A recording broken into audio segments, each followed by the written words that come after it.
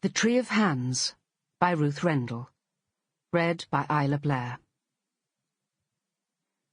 Once, when Benet was about 14, they'd been in a train together, and Mopsa had tried to stab her with a carving knife. Threatened her with it, rather. Mopsa had shouted and laughed and said wild things, and then she put the knife back in her bag. The memory of it came back vividly while she was waiting for Mopsa at Heathrow. Though she'd seen Mopsa many times since then, had lived under the same roof with her, and seen how she could change, it was the scarved, shawled, streamered figure with its fleece of shaggy hair that she watched for. It ought to have been exciting, waiting here. Benet remembered once meeting Edward here and how wonderful that first sight of him had been. All those people streaming through, all unknown, all strangers, and then Edward, so positively and absolutely Edward, that it was as if he was in colour, and all the rest in black and white. Waiting for Mopsa wasn't like that. Waiting for Edward wouldn't be like that now.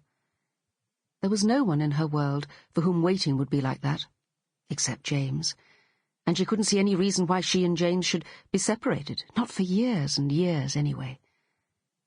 A couple came through. The woman behind them held a small suitcase in one hand and a small hold-all in the other. She was a drab, colourless, washed-out woman. Her pale, wandering eyes rested on Benet and recognised her. It was that way around. Otherwise, would Benet ever have known? Yet this was Mopsa. This was her mad mother, who was kissing her, smiling.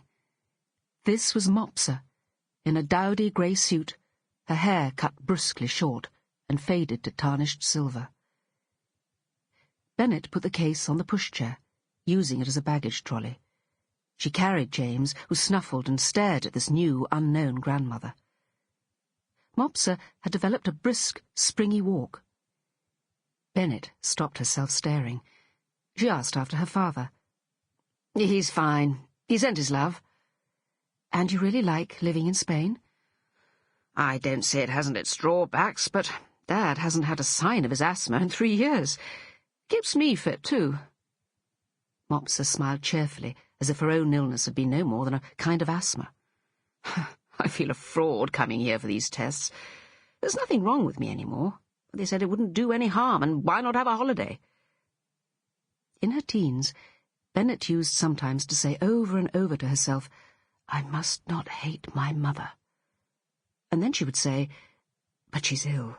She can't help it. She's mad." Benet shifted James onto her other hip, and he snivelled and clung to her. "He's got a nasty cold," said Mopsa. "I wonder if you ought to have brought him out with a cold like that." "I'd no one to leave him with. You know, I've just moved house."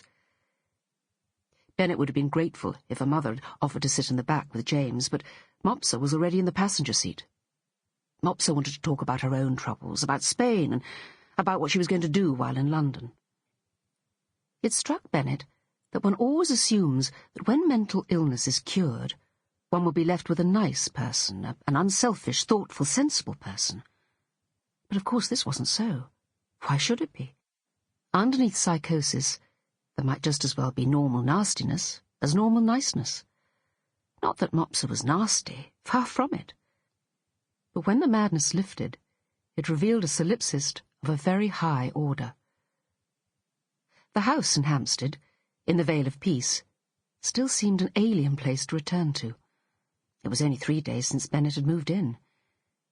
Mopsa seemed never to have heard of this celebrated enclave where blue plaques honoured poets dead and gone, a painter, an impresario or two.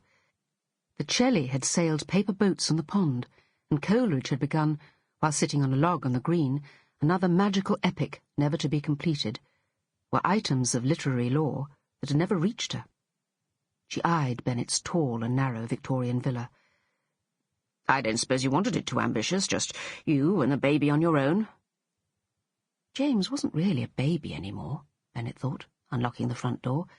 He was 1 year and 9 months old, saying a good many words, understanding more.